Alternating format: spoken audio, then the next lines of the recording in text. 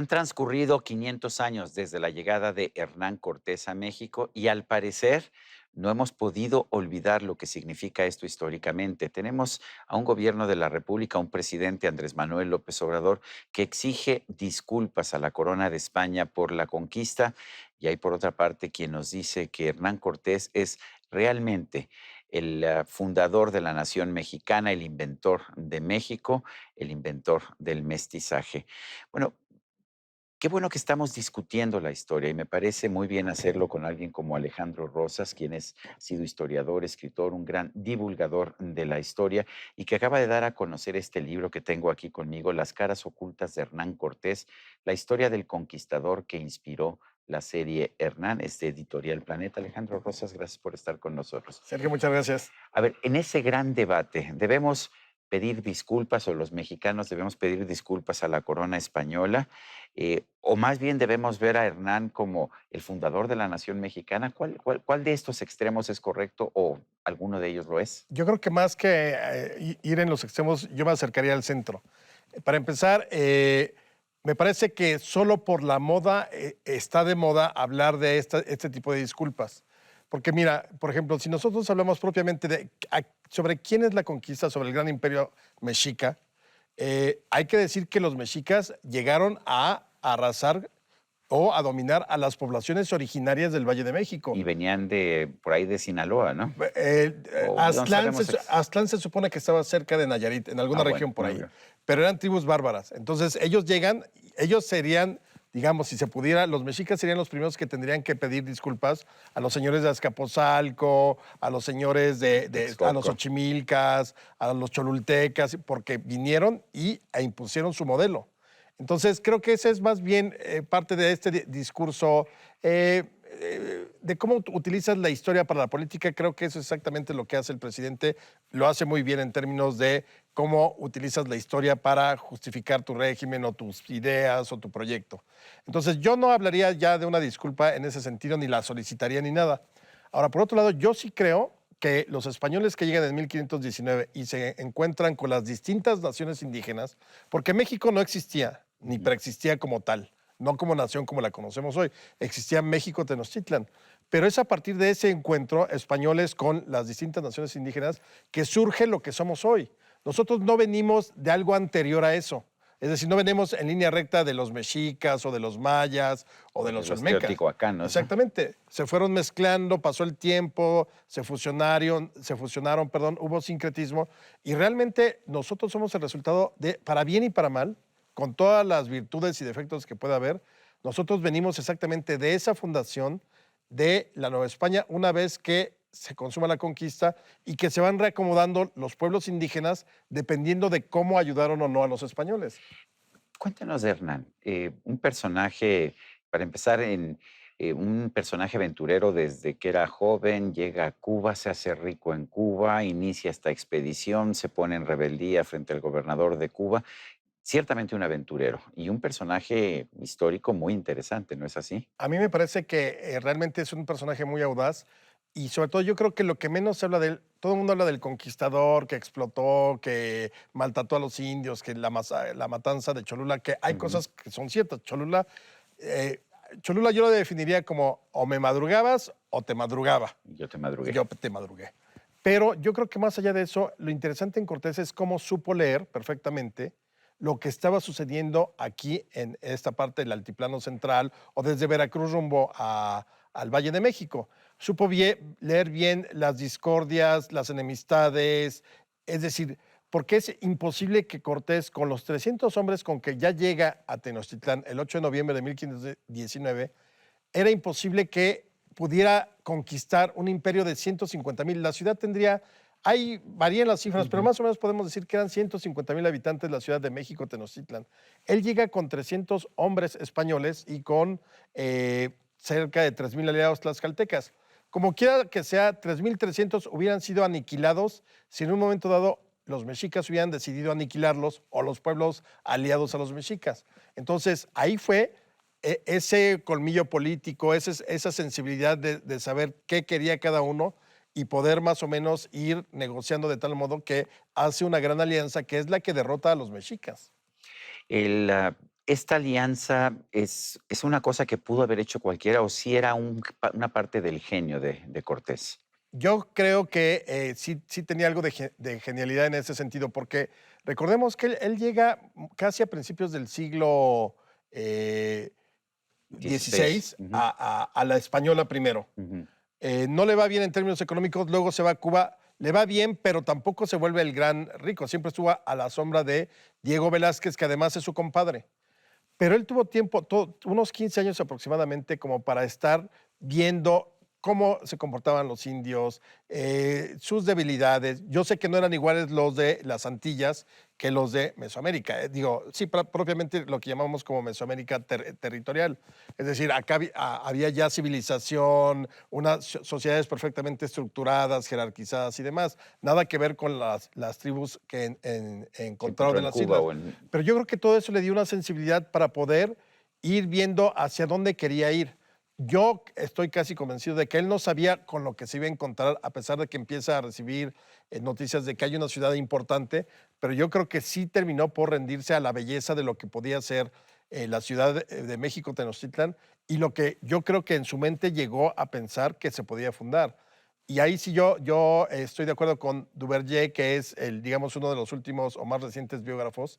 Eh, yo creo que él sí pensó que este territorio debía ser un nuevo mundo, incluso distinto a lo que eran los reinos en España. Ha llegado a decir Christian Duverger que fue el primer independentista.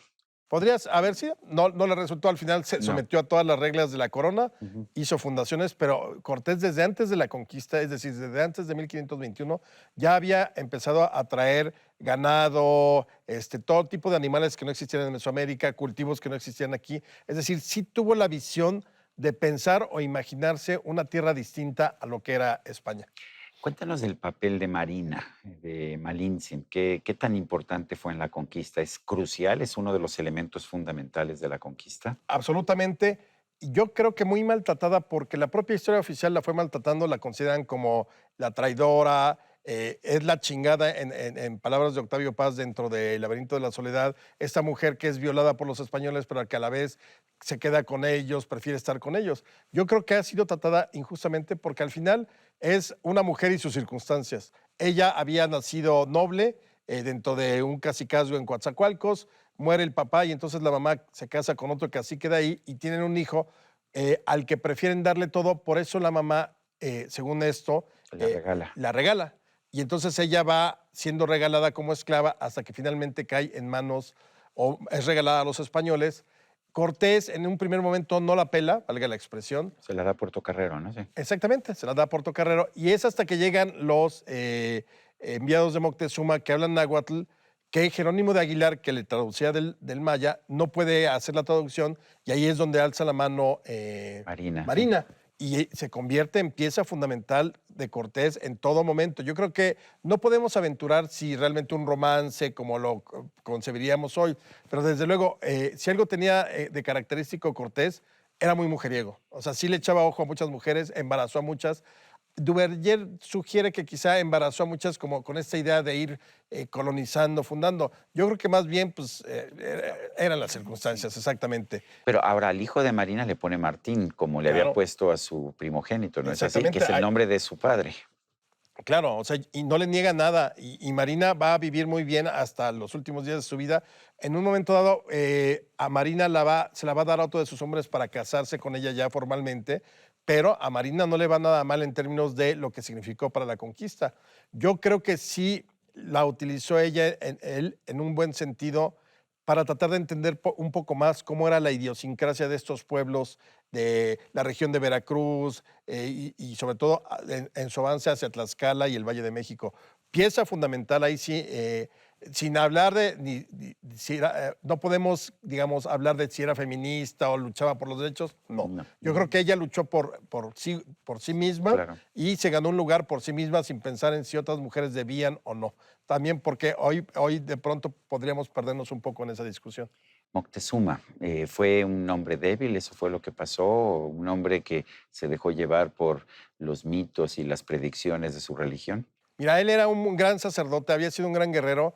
Yo no creo que haya sido débil, sino evidentemente creo que eh, utilizando todos estos presagios que supuestamente él ve y que aventuran la llegada de tiempos nuevos, no tanto de Quetzalcóatl, sino de una época nueva, yo creo que en un momento determinado sí se dejó fascinar por Cortés particularmente, porque Cortés era alguien muy elocuente, alguien que hablaba, alguien que convencía de gestos, de ademanes. Entonces yo creo que Moctezuma en un momento dado pensó que había quizá la posibilidad de una armonía que desde luego era difícil prever, porque además ellos llegan en 1519 y se van a pasar 8 meses en Tenochtitlán los españoles sin que hubiera conato de violencia ni nada. La violencia estalla cuando Pedro de Alvarado ordena la matanza del Templo Mayor. Entonces yo no juzgaría ni de traidor a Moctezuma porque ese tipo de calificativos son muy fáciles quizá incluso hoy en día, ¿no? El traidor de Moctezuma que se entregó. Yo creo que finalmente son decisiones políticas del momento y en el momento él creyó que quizá lo mejor para la propia sociedad y para el propio imperio era estar en buenos términos con estos españoles, que además ya también cuando los recibe Moctezuma, ya no piensa que ay, son dioses, ya sabía que se podían comer a los españoles, que se podían matar a los caballos y que la pólvora se podía acabar, ¿no? Entonces no hay esta idea de que quedó fascinado porque eran los dioses, no, casi desde las Ya primeras sabía del que eran camino. humanos, ¿no? Ya, Sí. totalmente.